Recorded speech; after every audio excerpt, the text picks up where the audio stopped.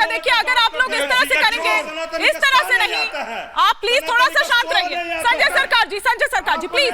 Professor साहब, आचार्य जी, professor साहब, नहीं इस तरह से नहीं, इस तरह से नहीं, इस तरह से नहीं। संजय सरकार जी, संजय जी, प्रोफेसर साहब, नहीं इस तरह से नहीं चल पाएगा, मुझे ब्रेक लेना पड़ेगा, मुझे ब्रेक लेना। आप थोड़ा शांत रहिए, शांत रहिए।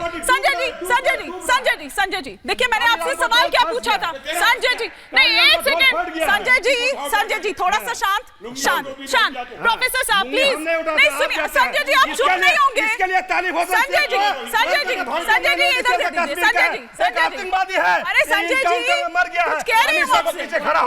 प्रोफेसर साहब देखिए अगर ऐसे चलेगा तो ब्रेक लेना पड़ेगा। सुनिए सर, बकवास करेगा तो सुनेगा। संजय जी पानी पीजिए, शांत होइए, थोड़ा सा शांत रहिए। संजय जी प्लीज ब्रेक ले लो सर। कारीगरों का लेकर चलते हैं, बड़े-बड़े बलात्कारी नहीं चल पाएगा। सब भारतीय जनता पार्टी में है, भारतीय जनता पार्टी में है सब। शायना इनसी क्या बेवकूफ के साथ नहीं इस तरह से नहीं तो मैं या तो नहीं सर, देखिए प्लीज इस तरह से नहीं चल पाएगा। एक बार शायना इनसी का ऑडियो आप करिए, या स्टूडियो ऑडियो मत लीजिए स्टूडियो का ऑडियो। हिमानी जी, मैं सिर्फ संक्षेप में दो चीज कहूंगी। देखिए, क्या राम मंदिर बना और सहमति से बना या नहीं बना, तो लोगों के आस्था विश्वास जो सोच विचार है वो मोदी जी के नीति नियत में कभी कोई खोट नहीं रहा है। उन्होंने इसको एक राजनीतिक मुद्दा नहीं बनाया, ये एक सामाजिक मुद्दा है। नाना पटोले जैसे लोग जो बार बार बयानबाजी पे उतरते हैं, उनको शुद्धिकरण की आवश्यकता है, उनकी सोच विचार की शुद्धिकरण की आवश्यकता है। ये इंडी अलायंस जो मोदी जी के ऊपर कोई टिप्पणी नहीं कर सकते, क्योंकि उनको पता है कि जो काम हुआ है इस देश में, जो 60 करोड़ लाभार्थियों को फायदा हुआ है, उससे एक चीज स्पष्ट है, उनका काम जो है, उनका वजूद है।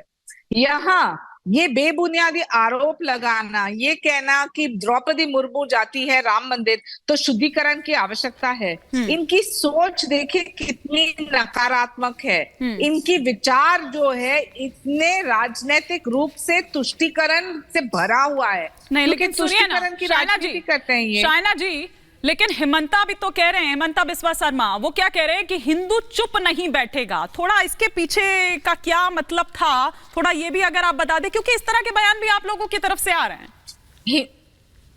हाँ, बिल्कुल सही सवाल आपने पूछा हिमानी जी। जब हम कहते हैं हिंदुत्व, इसका मतलब है justice to all and appeasement to none.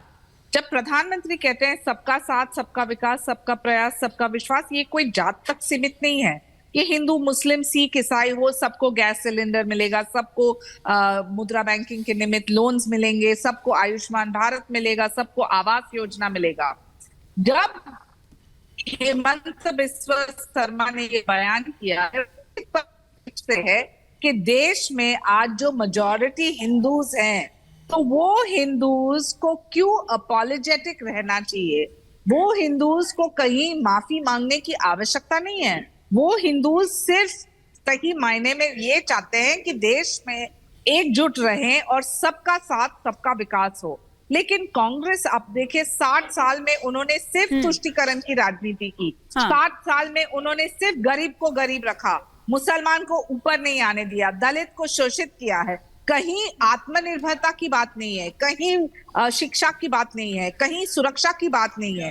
तो मैं ये पूछना चाहती हूँ आपको, ये इलेक्शन का ये सवाल नहीं है। जब नाना पटोले जैसे लोग कहते हैं कि राम मंदिर में शुद्धिकरण, ठीक है, आपके ऑडियो में कुछ प्रॉब्लम आ रही है, मैं लौटूंगी। ऑडियो में कुछ प्रॉब्लम आ रही है, बार बार फ्रीज भी हो रहा है आपका फ्रेम। लेकिन मिश्रा जी, मैं थोड़ा ये भी समझना चाह रही हूँ, क्योंकि उधर योगी जी भी ये कह रहे हैं कि ये जो चुनाव है वो राम भक्त वर्सेस राम विद्रोही जो हैं उनमें हो गया है, रामद्रोही जो है उनमें हो गया है। क्या वाकई ये चुनाव अब रामद्रोही वर्सेस राम भक्तों वाला हो गया है? तो फिर ये क्या है? कितनी छोटी बात कर रहे हैं भारतीय जनता पार्टी के समर्थक। भारतीय जनता पार्टी जो 1980 में बनी है, राम भक्त, राम सदियों से हैं, हजारों सालों से हैं। क्या वो लोग राम भक्त नहीं थे या राम के राम के विचारधारा वाले नहीं थे जो आजादी में अपनी जान दे दिए? राम ही केवल नाम धारा सुमिर सुमिर में उतर नहीं पा रहा। राम का केवल नाम काफी होता है और आपने राम को अपना कॉपीराइट बना लिया। भारतीय जनता पार्टी कौन होती है? हिंदुओं का क्या हिंदुओं का रखवाली भारतीय जनता पार्टी अकेली है क्या? भारतीय जनता पार्टी का क्या हक बनता है कि आप हिंदुओं के बारे में बात करें?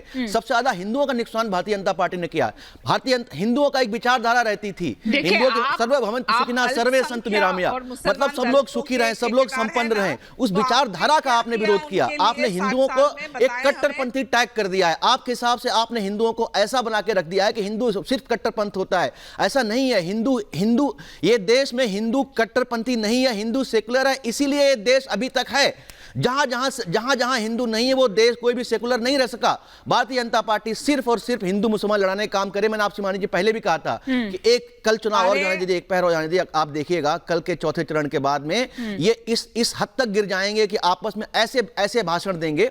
और हेमंत बिस्व शर्मा जिन्होंने बोला था कि दलितों, नाना पटोले को ये जाकर बीजेपी ने कहा था क्या कि शुद्धिकरण की बात वो करे? नहीं, एक अभी हमारे बीजेपी के प्रवक्ता जी कह रही थी कि उन्होंने ये बोला है क्योंकि राष्ट्रपति गई है इसलिए शुद्धिकरण होना चाहिए। देखिए कैसे भाषणों को घुमाया जाता है। उन्होंने ऐसा कुछ नहीं बोला कि राष्ट्रपति गई हैं, दलित गई हैं इसलिए, जबकि दलितों पर सबसे ज्यादा प्रहार किया है। एक मिनट मुझे बात फिनिश करने दीजिए।